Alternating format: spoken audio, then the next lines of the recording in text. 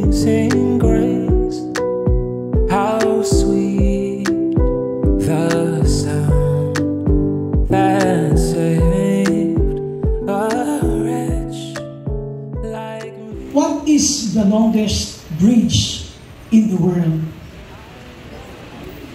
Do you know? Walang pupunta sa Google, ha? Walang pupunta sa Google. At kahit naman magpunta kayo sa Google, wala naman kayo load eh. Okay. So, what is the longest bridge? Walang puntahan sa Google, ha? Walang puntahan sa Google. Sinasabi ko lang sa inyo. Alam niyo ba kung gaano kalayo ang isang 1 kilometer? Gaano kalayo ang 1 kilometer? Pagka nagmotorsiklo, Kuya Jones, ilang minuto yan? 1 kilometro. Mga ilang minutes yan. Depende sa speed, ano? Depende sa speed. Pero alam niyo ba kung ano yung pinakamahaba? Without using Google, ha?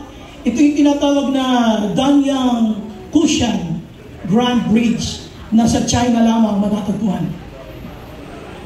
Itong bridge na ito ay sobrang haba. 164 kilometers. Sabi niyo, 1 kilometro lang, mahaba na yun sa tulay, ha? Sa tulay. Ito tulay. So 164 kilometers, that was long. And currently is holding that record. Siya may hawak ng record niya. 164 kilometers. And not only that, pupunta naman tayo sa Pilipinas. What do you think is the longest bridge sa Pilipinas? Not San Juanico Bridge. Sabihin ko sa inyo, hindi San Juanico Bridge, ha?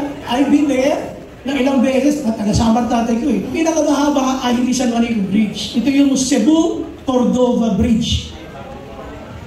Yung pinakamahaba at based sa record, pumapangalawa lamang ang San Juanico Bridge.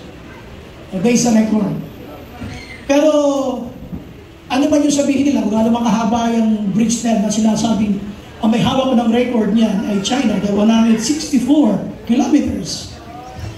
Alam niyo ba na yung bridge dito na magdudugtong sa Bulangan, sa Kalumpit at Apalit, ang pinakamahabang tulay. Sapagkat pag biniyahe mo yan ay buwan. Buwan yan pag biniyahe mo. Sapagkat, siyempre, Kalumpit, Bulangan, huling bayan po kasi ng Kalumpit ang Bulangan. Taga Malolos po kami. As after Malolos, Kalumpit na.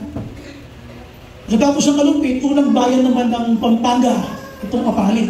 So, yan ang pinakamahabang bridge sapagkat binabiyahe ng buwan. Sapagkat sa Katagalugan, ito nga pong Malolos at saka Kalumpit, yung kanilang itlog, pag tumawid na sa Apalit, Ebon na ang pangalan. So, Kalumpit, pupuntang Apalit, pag tumawid, yung itlog dito, ang tawag sa Kapampangan, Ebon. Isipin mo, tumawid lang siya, naging Ebon na yung itlog. Kaya, ang pinakamahabang tulay nasa Pilipinas pa rin.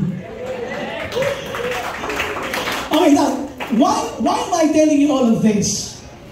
Sa Bible kasi, mayroon kasing pangyayari doon sa nakaraan nating kinalakay. Sa Matthew 16, na ang pinag-uusapan ay yung kung paano sinabi ng Panginoon na ako'y pupunta sa Jerusalem. Naalala niyo, pinag-usapan natin.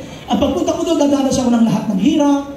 At pagkatapos ay ako'y papatayin. Pero tapos na ikatlong araw, ako'y muling mabubuhay. Iyon ay alam na ng mga Kristiyano sa ngayon. Alam niyo yun. Alam ng Christians na ang buhay natin maraming mga pagsubok katulad nga ng kinento ni Kuya Gilbert. Sabi nga ni Ate Cecily, babalik siya sa ministry, hindi naman siya ligtas sa trials. Meron pa rin naman. Hindi naman yan eksente, talagang dadaan ka ulit. Pero hindi ba kung anong pinakamahirap na bahagi ng buhay ng Kristiyano ay yung alam mo yung proseso. Alam mo yung proseso dadaan ka doon. Hanggang sa magarating ka doon sa progreso. In between, that distance in between the process to progress is the longest distance. Why? So many things are happening in between. Marami nangyayari. Nandiyan yung mga bumibigay, nandiyan yung nagbabackslide sa pagitan niya. Alam niya may proseso. At alam din niya, pag siya magtatapat, siya ay magkakaroon ng magandang progreso. Yung process to progress. But in between, because of so many things that will happen to you, masasabi mo, that was the longest distance. Narinig niyo naman minsan sa mga Amerikano, sa sobrang dami ng kanilang mga trinabaho, minsan sasabihin nila sa gabi, wow, that was a long day.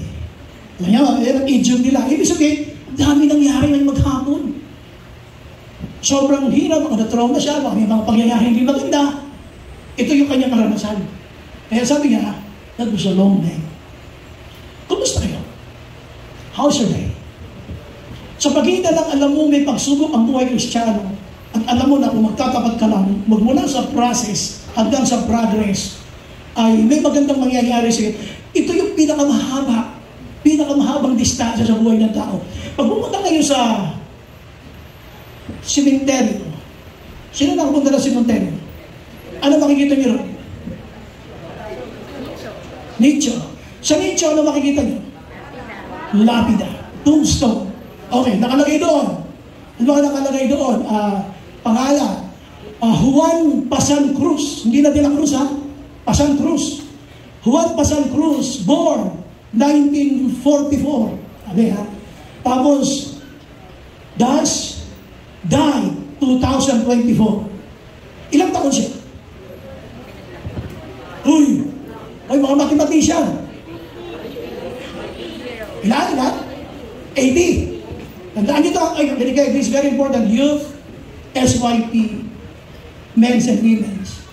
Nakalagay doon, pag pumunta kayo sa tombstone, nabasa nyo. 1944, he was born 1944, then died 2024. Anong part doon ang pinakamahalaga? Born, died. Butuhan. Taas ang kamay lang doon sa born.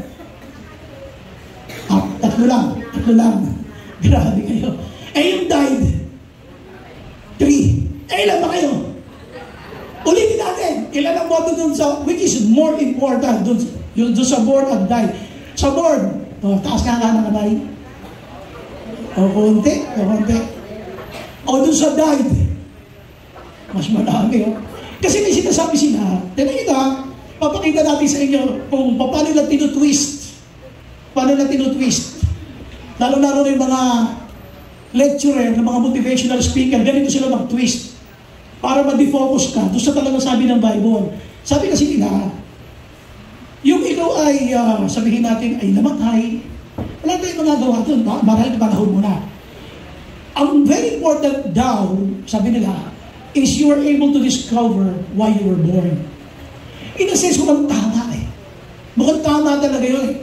Kasi nakaka-motivate, mga stimulants yun, yung gusto mag-encourage sa mga motivational speaker, encourage ganyan. Pero alam niyo ba kung ano most important? Hindi yung born at hindi yung died, kundi yung dash na nakapagitan. Ang importante doon, yung dash. Hindi yung born, hindi yung kung kailan ka namatay. Yung dash. Bakit? It's not those years na kung ilang taon na buhay. It's what you put on between the years. Hindi yung ilang taon na buhay. O di doon ng maraming mga tao, kundi yung ano ang inilagay mo doon sa mga taon na yun.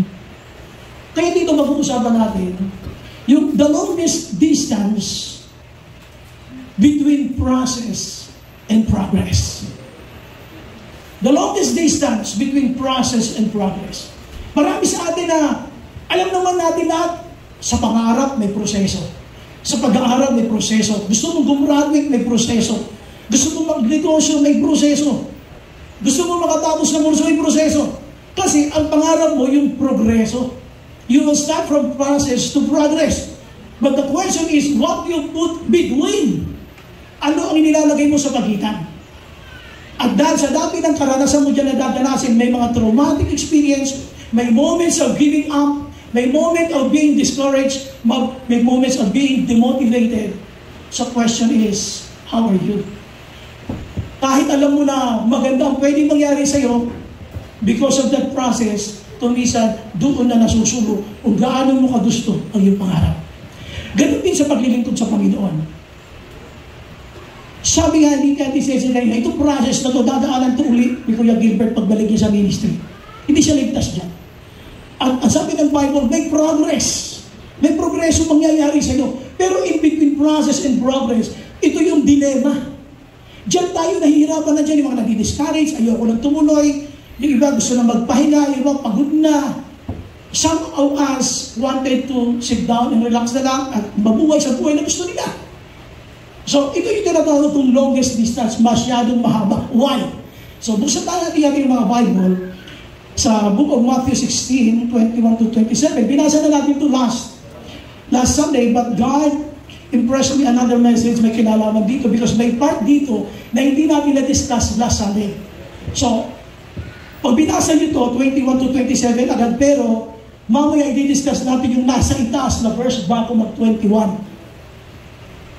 So sabi nito ng Bible, from that time on, Jesus began to explain to His disciples that He must go to Jerusalem and suffer many things at the hands of the elders, the chief priests and the teachers of the law, and that He must be killed and on the third day be raised to life. Peter took Him aside and began to rebuke Him. Never, Lord, he said, this shall never happen to you. Jesus turned and said to Peter, get behind me, Satan, you are a stumbling block to me. You do not have you don't have in mind the concerns of God, but merely human concerns. Then Jesus said to His disciples, whoever wants to be my disciple must deny themselves and take up their cross and follow me. For whoever wants to save their life will lose it, but whoever loses their life for me will find it. What good will it be for someone to gain the whole world, yet forfeit their soul? For the Son of Man is going to come in His Father's glory with His angels, and then He will reward each person according to what they have done. Lord. Okay, so balik tayo sa ating theme. So, longest distance between process and progress. Yung pinakamahabang distansya. Bakit? Bakit natin ito sinabi na longest distance? Sa inyong palagay, kung kayo ba ay alam ninyo meron kayong dadanasin mabigat na problema, halimbawa, kayo ba ay excited? For example, alam niyo na lang ganito. Halimbawa, mamayang gabi, may pupunta sa inyo at sisingilin ka sa utang mo na 4,000 na 30 taon mo na hindi na babayaran. Excited ka ba? Uy! Excited ka? Hindi. Baguhin natin. Mamayang gabi ulit, alas 8 ng gabi, may pupunta sa inyo, may nangako magbibigay sa inyo ng 4,000. Excited ka? Ay di ba after that, umuwi ka na? May excitement eh. The reason kaya ko ito pinapakita, that's the kind of life we have.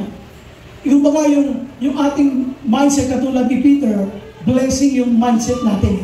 Pero gusto kong pag-usapan natin dito. Sabi ng Bible, from that time on, let's go to the first line. From that time on, Jesus began to explain to His disciples that He must go to Jerusalem.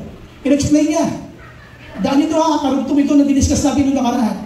Sabi ng Bible, si Jesus, magmula pa noon, sinabi na sa kanyang mga alagad na siya ay kailangang pumunta sa Jerusalem at siya ay pagkakanulo, siya ay lilibakin, at siya ay malalagay sa alanganin hanggang sa point na siya ay kulong, at pagkatapos ay hulihin at hanggang sa siya na ay pako sa krus, hanggang sa mamatay.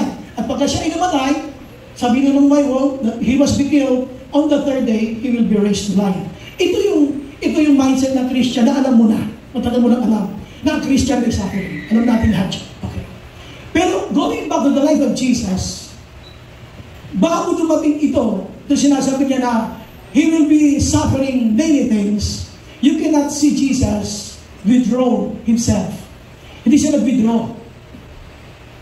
Ang makikita mo sa kanya dyan, ay ayon sa kwento ng Biblia, namatay siya sa krus. So, totoo, He died for you. Namatay siya sa krus eh. At dahil namatay siya sa krus, yun na naging kabayaran ng ating kasalanan, yung kanyang kamatayan. At sabi nito ng Bible, alam niya rin na pagkatapos siyang mamatay, He will be raised to life. Okay. Ano makikita niyo dito na ginawa ni Jesus, pag pinag-usapan natin yung from process to progress, bago nangyari yung third day, He will be raised to life, ano yung process na kanyang dadaanan? Alam niya, siya lilibakin. Alam niya lahat ang pagtutura sa kanya. Alam niya lahat kung paano siya babambuhin. Alam niya lahat kung paano siya lalatiguin. Alam niya lahat.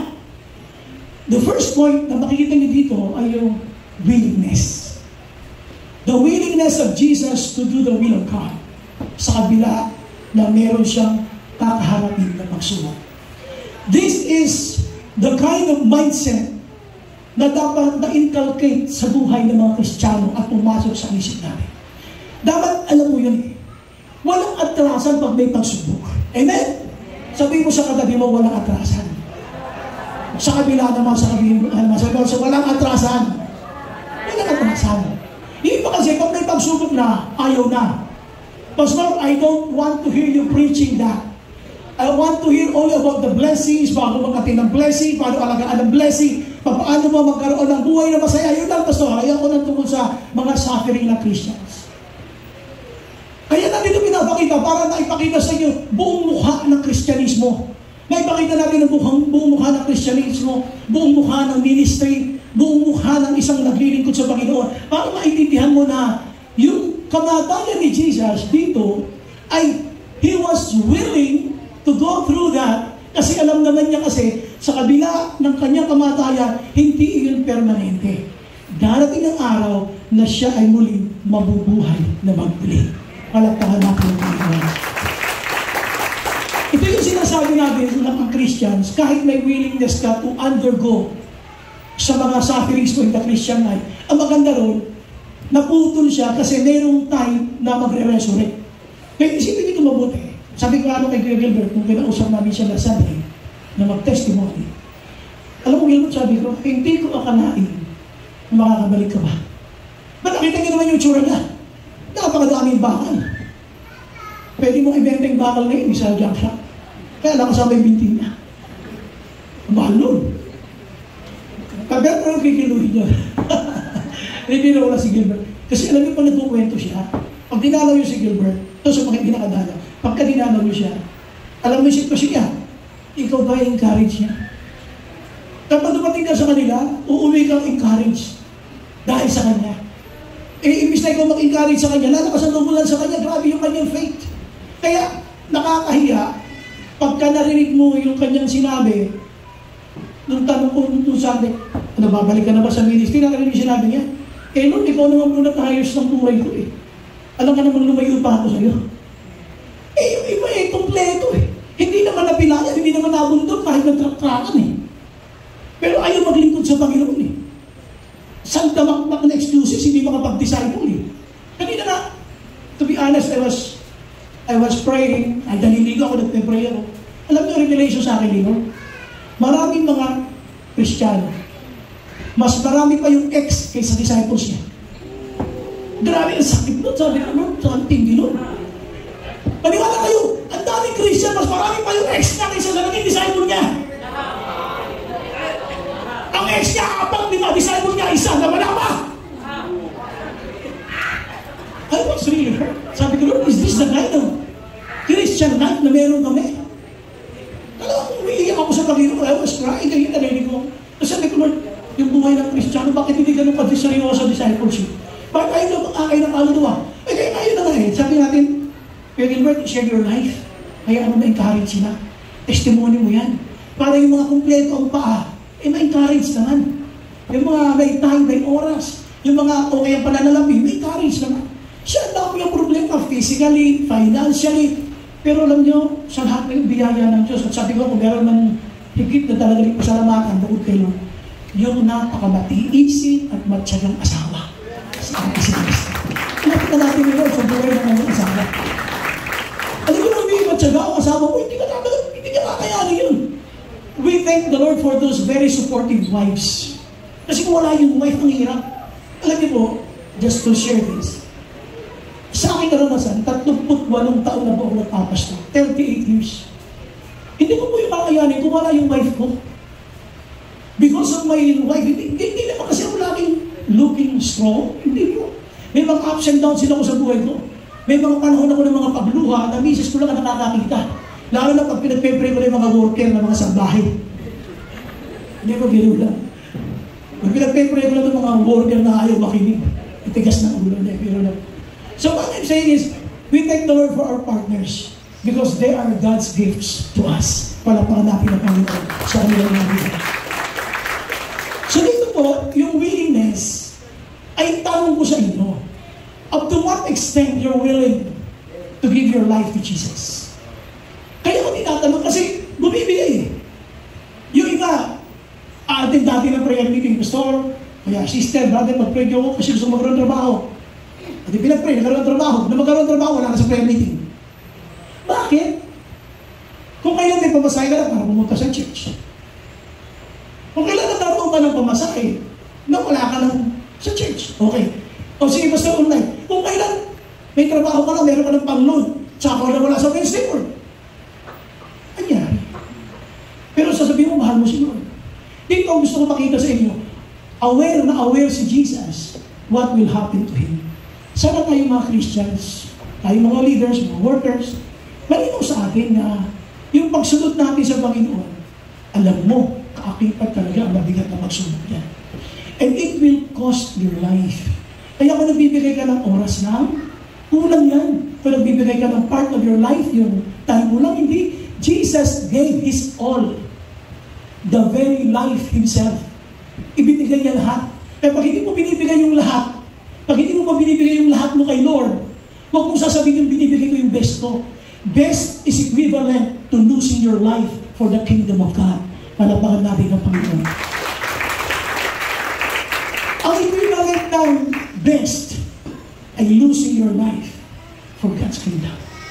Yun ang best na ginawa ni Jesus. So tanong, are you willing? Are we willing? So dito alam niya na, I was going to Jerusalem and then I will suffer. Alam niya, he will suffer. And then, pagkatapos ko mag-suffer, I will be killed. Alam niya rin, mamamatay siya. Umatras? Hindi. Itinuloy. Kumusta ka? Pag may sufferings na, nag-iisip ka na ng mga para-paraan para hindi ka na umatin sa church. Harap ka na ng mga para-paraan para hindi mag-join sa Wednesday Lord o kaya sa inyong mga online fellowship. Harap ka na ng paraan para mag-withdraw. Anong dahilan? Kahirapan. Ngayon, pag-usapan natin ang kahirapan, hindi ba napakahirap ng buhay ni Jesus? But still, He was willing to go through that. Anong kahirapan mo? Finances? Napatunayan natin na yung iba kahit may pera, pag ayaw talagang maglingkod sa Panginoon, hindi maglilingkod siya. Napatunayan natin na kahit sabihin mo may oras ka, may oras ka naman talaga eh. Ayaw mo lang. Talaga hindi malalagyan yan. Alam naman natin ang kwento. Pag-outing, gabi pa lang nakagayak na eh. Alam natin lahat yun. Saan tayo pupunta? O di ba? Nakaready. So, hindi ito excuses. The only reason kaya ako ito pinapakita, binanggit na ito ni Jesus. Some question sa iyo ngayon, up to what extent you're willing to give your life to the Lord? Are you prepared to give your whole life to Jesus? Pag kasi sabi mong, I'm not willing to give my life, huwag kang kakanda ng I love you, Lord. Huwag kang magbabangkit ng mahal mo si Lord. Kasi, tandaan nyo, pag sinabi mong mahal mo, Lord is an action word. It shows, it will be seen in your life. Nakikita mo, sinabi mong mahal natin si Lord, ipakita mo sa baba. Hindi lang itong part-time sa trabaho lang yun, ha? Ang paglilingkod sa Panginoon is a full-time. It includes your life, wherever you are. Dapat ready ka na gawin ito para kayo. Amen? Ang palapakan natin sila. So, una dyan, yung sinasabi natin longest distance, yung process to progress, yung willingness, nawawala yan sa gitna. Ang daming distractions. Una, okay kayo. Doon dumating na bigat na problema, relax. Minsan, nababalaho ka. Tapos, pag nakarinig ka uli ng mga testimony, preaching, haahaw ka uli. Biyahe ka uli, diretso uli yan. Tapos, pag nasa sidetrack ka na naman, gagawa ka ng kasalanan, kalimat ka na, hanggang sa mahina ka na naman.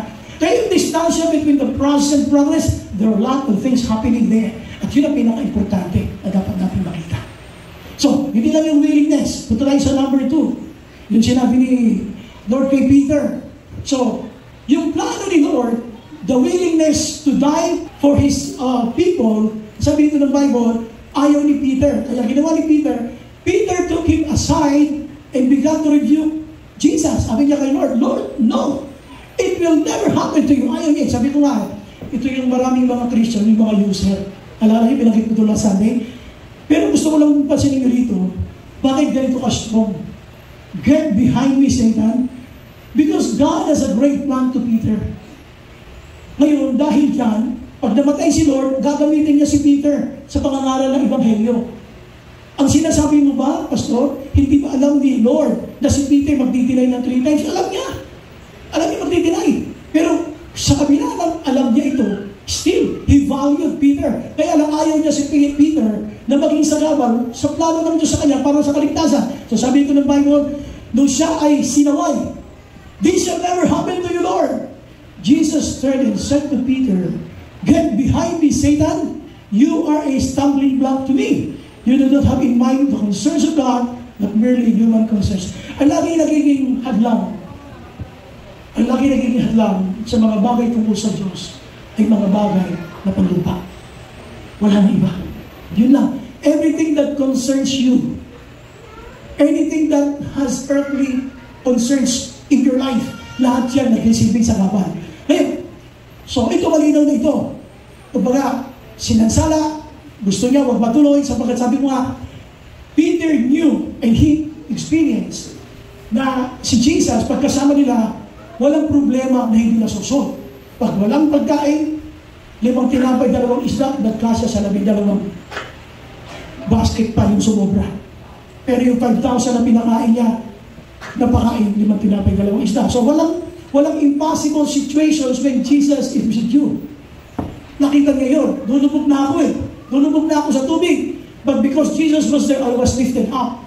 Kailan mo na sa kanya para malulunod ka na sa problema. But because Jesus was there, ikaw ay nakaahon. Kaya nga ngayon, nandito ka sa church.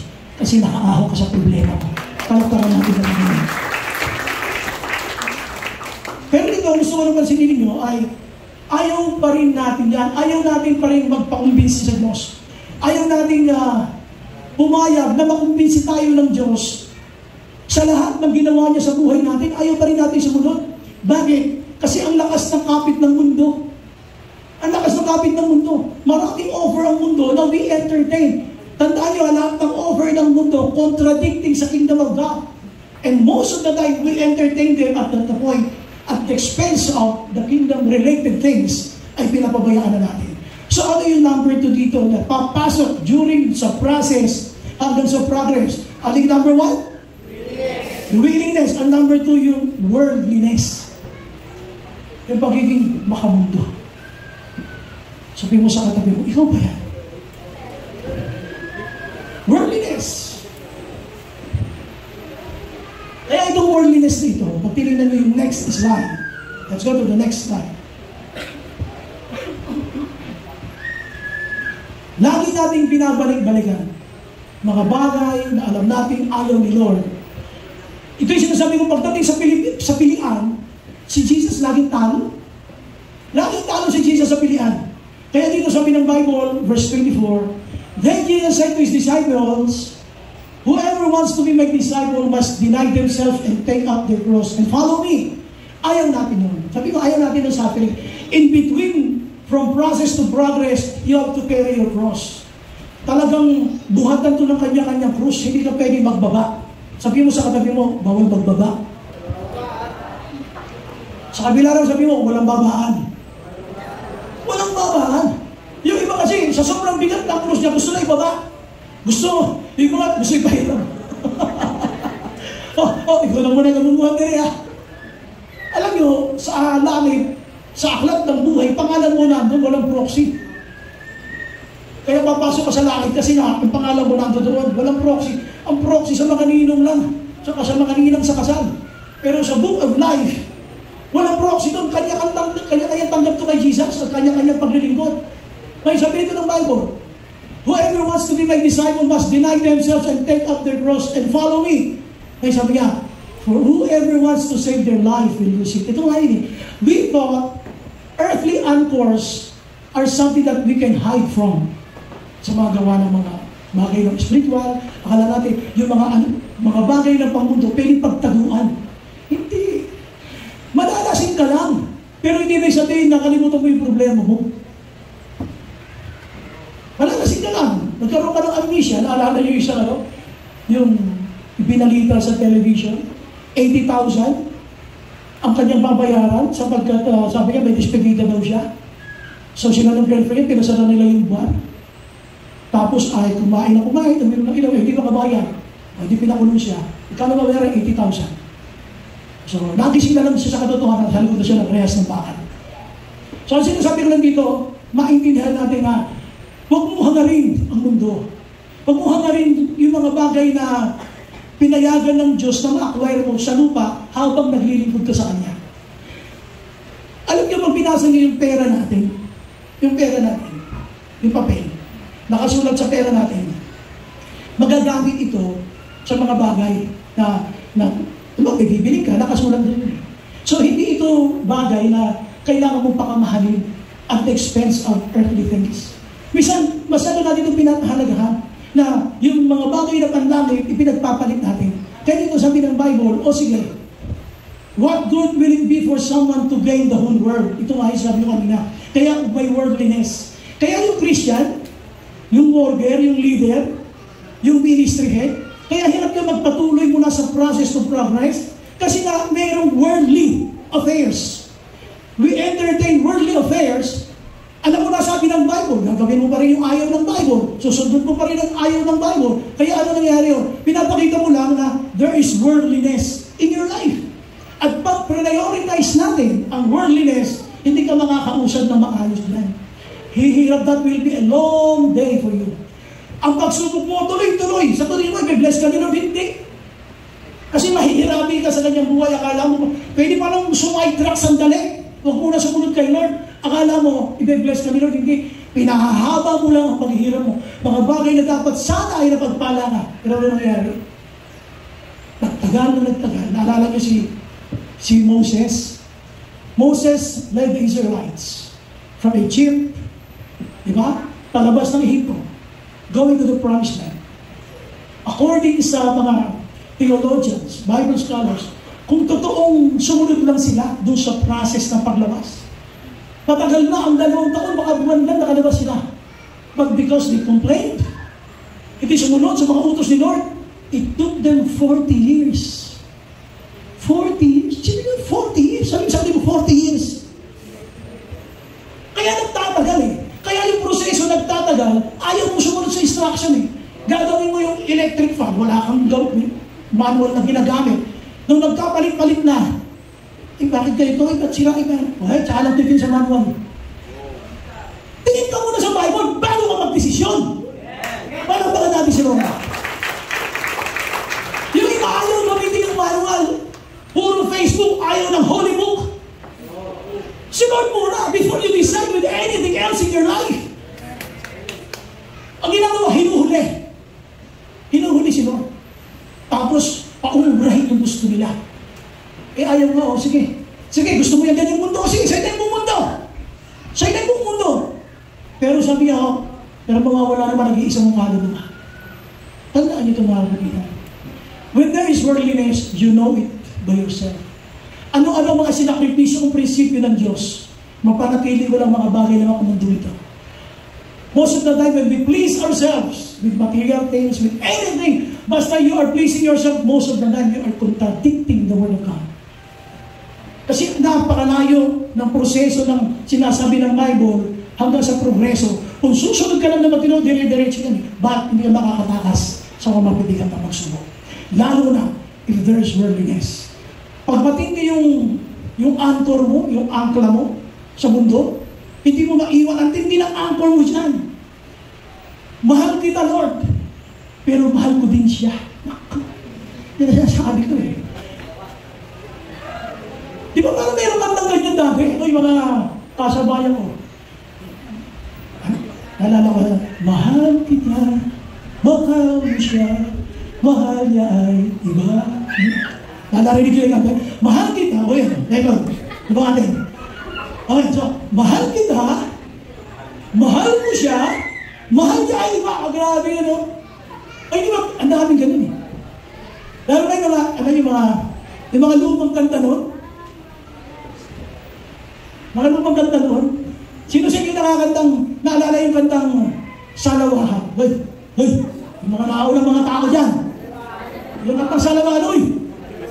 Ayaw ko si Ate Mina at si Ate Eli. Diba? Ano sabi? Isang babalikan. Ano siya? Isang iniwan. Yan ang mga kanta ng lumang panahon. Ang sinasabi ko lang, may mga Kristiyano gano'n eh. May mga Kristiyano gano'n eh. Iiwanan si Lord, tapos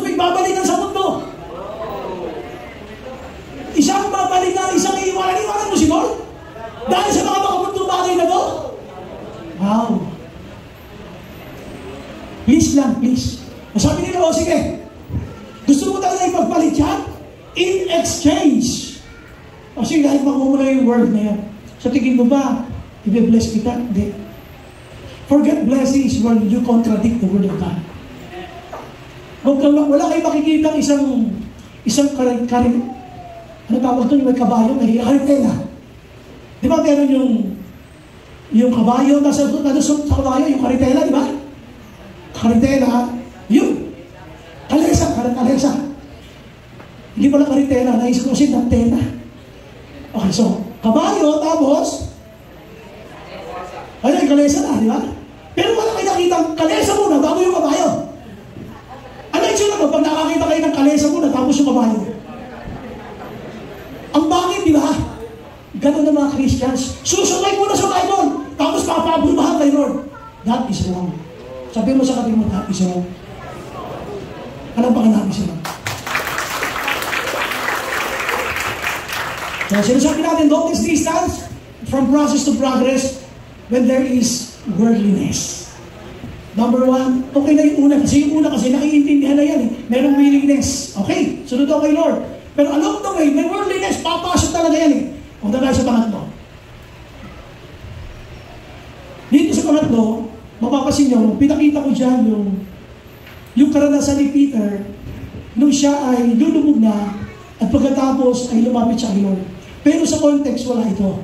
Bakit ko ito pinapakita? Kasi ito yung verse na sinasabi ko na bago mag-21, merong nasa taas dyan na babanggitin natin, ito yun. Kasi verse 30 yan, no? Ano yung pangyayari? Bago sila nagharap-harap, bago sinabi ng Bible na magmula noon, sinabi na ni Jesus sa kanyang mga alagad na siya ay pumunta sa Jerusalem pamahayag at dadanas ng kahirapan at mamamatay. Bago yung sinabi yun, may pangyayari muna. Yan yun. Ano yung pangyayari na yun? When Jesus came to the region of Caesarea Philippi, He asked His disciples, ito ha, tandaan nyo, makinig mo lang mabuti, all eyes here. Sabi niya, who do people say the Son of Man is? Ano sabi ng mga tao tungkol sa anak ng tao? Tinutukoy niya siya. Kasi nasa Matthew ito, ang focus niya na yung Son of Man. Now, they reply, ang kanilang reply, some say that you are the John the Baptist. Others say, you are Elijah. And still others say, you are Jeremiah. Sino Jeremiah? Florendo. Ay, hindi. Florendo. So, si Jeremiah, yung aming pinakagwapong nasa Asherim. Okay,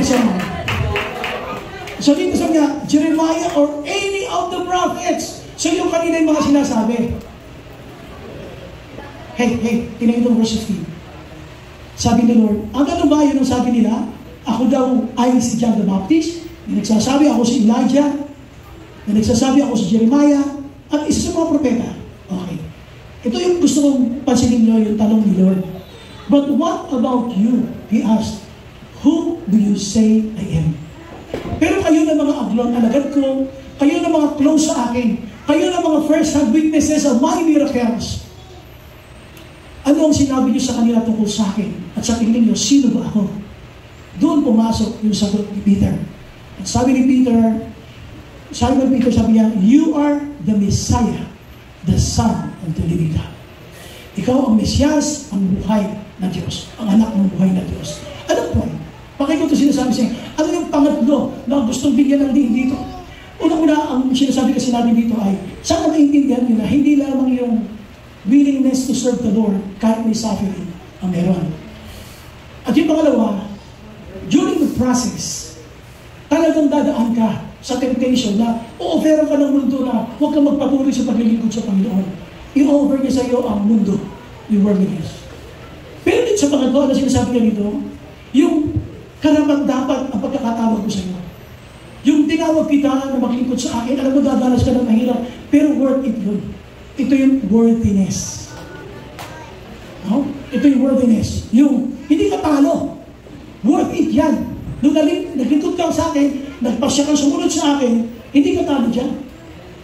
Worth it yan. At karapat-dapat lamang yan. Live, sabi dito ni Lord, ha? Yun na yan. O sige, sabi nila sa akin, ako daw si John the Baptist, ako si Elijah, si Jeremiah, o kaya isang sa mga propeta. Pero kayo na mga kasama ko, kayo na mga nakakita, nakasaksi na mga himalang ginawa ko. Sa palagay niyo, sino ako? Sumagot si Peter, tama eh. Tama ang sagot niya at kinumen ni Lord. Ano sabi niya? You are the Messiah, the Son of the living God. Ang dami na yan na alam ang pagkakakilala sa Diyos, pero nawawala sa direksyon ng Diyos. Alam mo naman eh. Kaya worth it yan ha. Kinumit ito ni Lord. Alam mo, yung revelation na yan, na nalaman mo na ako yung Mesias, ako yung Son of the living God. Alam mo ba yung kaalaman na yan? Hindi sa sarili mong kaalaman yan. Binigay niya ng aking Ama sa'yo. Let's go to the next slide. Jesus replied. Ano sabi niya kay Simon Peter? Jesus replied, "Blessed are you. Mabalad ka, Simon, na anak ni Jonah. For this was not revealed to you by flesh and blood." Hindi mo ito nalaman dahil mahusay ka o magaling ka, ha? Kundi, sabi niya, ipinahayag ito sa iyo ng aking Ama na nasa langit. It was a revelation. Okay, anong question? Bakit mo sinabing worthiness? Worthy talaga eh. Ang dami mong alam tungkol sa Bible. Ang dami ng revelation ni Lord sa iyo. Kay Peter, ayan yung revelation sa kanya. Blessed are you, Simon, son of Jonah. This was not revealed to you ng sino man or by flesh and blood, but my Father revealed this to you. Okay, so tingnan mo, si Simon Peter, binigyan ni Lord ng revelation, pero nawala sa Panginoon. Binigyan ni Lord ng revelation, pero idinay niya ang Panginoon. It can happen to you. And it can happen to us. Napakadami mo ng revelation kay Lord. Ang dami mo magagandang direksyon na na-receive kay Lord, pero pinipili mo pa rin ang tumaliwas sa utos ni Lord. Worth it eh. Alam mo eh. May karanasan tayo. Alam mo, may revelation si Lord. Ang dami. Name them. You can count them. Put them on your list. Ang dami revelation ni Lord. Pero ano ginawa natin? Sabi nga ni Lord, sabi ni Jesus, "No mo, this was not revealed to you, the flesh and blood. It was revealed to you by my Father." Revelation. Tumanggap ka ng revelation. How are you? How are you? Ikaw na tumanggap ng revelation. Alam mo, sabi nga, "And I tell you, you are Peter." Alam mo, sabi niya dito, alam mo, Pedro, I know what will happen to you. I tell you that you are Peter, and on this rock I will build my church, and the gates of Hades will not overcome it. I will give you the keys of the kingdom of heaven. Ano siya sabi niya? Peter, I will use you. Gagamitin kita, Pedro. I know your ups and downs. Alam ko yung mga darkest moments ng iyong buhay. Alam ko, i-deny mo ako, Peter. But, alam ko rin na magsisisi ka at babalik ka. At ang siya maganda dito, alam mo, kahit paano mga pagsubok ang dumating, sabi niya, it will not overcome you. Pagbalik mo. Bakit? Sapagkat mamamatay ako para sa iyo. Lahat na mararanasan ng mga pagsubok ay kakayanin mo lang ma-overcome dahil ako ay namatay para sa iyo. Palapakan natin. Kaya kung mapapasin niyo, makinig na mabuti ha, mapapasin niyo, when God said na, Peter, I will use you, worth it yun eh. Worth it yun. Sino ba? Para gamitin ni Lord. Sino ba tayo? Anong meron sa atin para gamitin ni Lord? Sa kingdom of God, sino ba tayo? Ano ba tayo? Ano bang meron sa atin? Ano bang kayo namin? Eh, pag tinignan mo yung buhay mo, puro kasalanan. At kawalan ng katapanan. Pero ipapasok mo ulit yung kanyang pagpapatawad at masaganang pagbibigay sa atin ng pangunawa at kapatawaran. Kaya ka ngayon nakakabalik sa paglilingkod sa Kanya. Ngayon, isang maganda dito, pagbalik mo, gusto ko pa alam sa iyo, ano man ang iyong maging pagsubok, ma-overcome mo na. Kasi I will be dying for you. Ibig sabihin, the Christians are overcomers. When Jesus died, after He died, you become an overcomer. Ano ba kayo napansin mo? Ngayon, tignan nyo ha, tignan nyo kasunod. Tignan nyo kasunod ha. At habang nandito ka sa lupa, ito na, whatever you bind on earth will be bound in heaven. And whatever you lose on earth will be loosed in heaven. Ano man ang talian nyo sa lupa, tataalin yan sa kalangitan. Ano man ang pakawalan nyo sa lupa, pakakawalan sa kalangitan. Ano yung sabihin? Dahil nga si Jesus ay namatay para sa iyo, wala nang pagsubok na pwede maka-overcome sa iyo. Ngayon, ano man yung gagawin mo rito for the kingdom of God, the heavens will be backing you up. Palakpakan natin. Tandaan nyo to, whatever. Pag sinabing whatever, kahit na ano, sabihin mo sa kanya mo, kahit na ano daw. Yugyugin mo, sabihin kahit na ano. Kahit na ano, whatever you bind on earth, whatever you bind on earth, will be bound in heaven. Wow. Hindi mo makakawang mag-isa. Sinasabi niya, you just do what you need to do as my child, then I will back you up. If there is something that be bind, na kailangan magkaroon ng binding, it will be bound in heaven. Kung meron kailangan pakawalan, it will be loosed in heaven. Ibig sabihin, the heavens so wide to back you up. Amen? So, magpalagpakan natin. So, dito, basahin natin yung next. Ito nga, yung next line na ito. Sabi niya, blessed are you. Yung revelation na tinanggap mo, hindi yan nakuha mo na sarili mo lang. Revelation siya ng Ama. Ngayon, atras tayo. Bakit ko ito ipinakita? Bakit ko ito ipinakita? Kumusta ka na? Ang dami mo ng mga revelation tinanggap kayo. Bakit mo nararamdaman yung parang kang lumulubog? Why? At dati ka lang lumubog. Dati ka lang lumubog. Sino nag-angat sa'yo? Diba si Lord? Ilang beses na naman parang ang lulubog. Si Lord pa rin ang nag-aangat sa'yo. Pero patuloy ka pa rin sumusunay pagkatapos kayang iangat. Hindi ka pa rin natututo. Sa mga pagtugon ng Diyos sa ating mga problema, dapat panibago. You must become a better and better Christian. What is happening is the worst thing. Kung kailan nagtatagal ka sa Panginoon, lalo ka nawawala sa gawain ng Panginoon, dumadami ang katwiran mo papalayo sa gawain ng Panginoon. At dumadami ang katwiran mo para pakatwiranan ang salita ng Diyos. Baliktad. Sino pa nakalat ng buhay mo?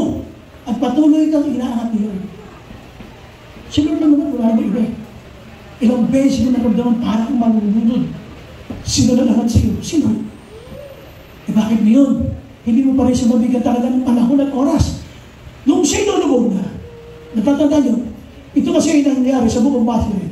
Sabi niya, Panginoon, lulubog mo ako. Panginoon, sagipin niyo po ako.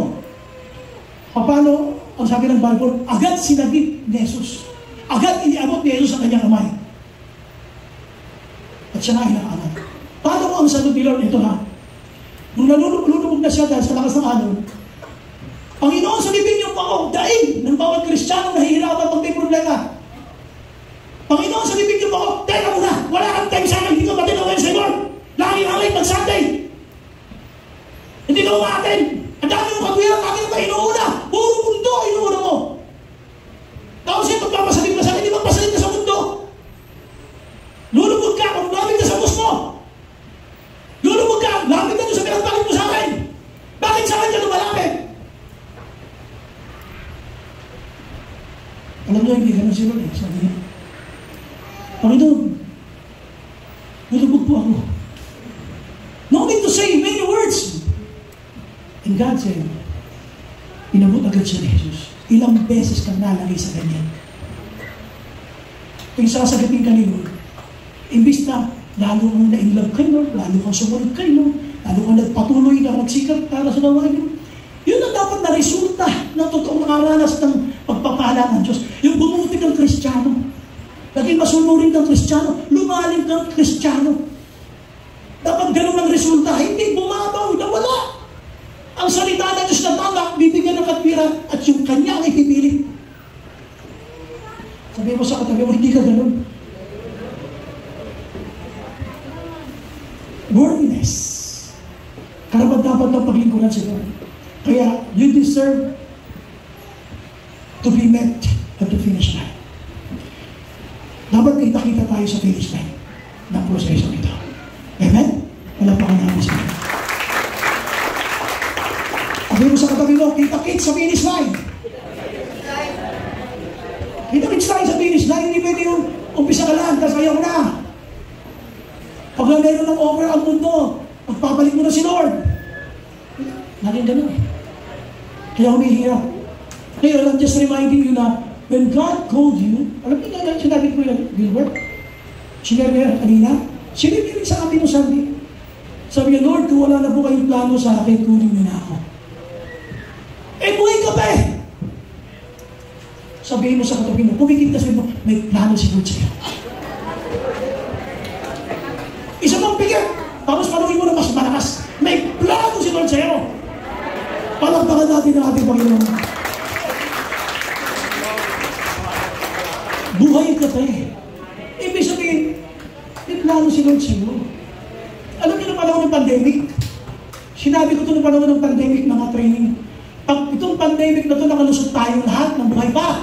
May magandang plano sa atin siya. Lusot tayo eh. Lusot tayo lahat eh. Walang wala natin ang mabuti ng Panginoon. Sana naaalala natin na ilang beses na ako nalagay sa ganitong sitwasyon. Ang dami ko ng revelation sa prayer, nagbasa ko ng Bible, habang umaawit ako sa Panginoon. Ang dami ko ng revelation na natanggap. Pero ba't ganun ang galing ko? Imbis na mas maging bumuti akong Kristiyano, mas maging masunurin akong Kristiyano, mas maging humble ako ng Kristiyano, ang dami ito ganun ang nangyayari. You ask yourself. You better ask yourself. We all better ask ourselves. Now, let's go to conclusion. It's not just the longest day, but the loneliest day of your life. And you continue to turn away from the Lord. Hindi lang siya longest day. It will be the loneliest day kapag patuloy kang lumayo sa Panginoon. Sabihin mo sa katabi mo, magbago ka na. Sa kabila naman, sabi mo, magbago na tayo. Amen. Palagpakan natin ang Panginoon. Amazing grace, how sweet the sound.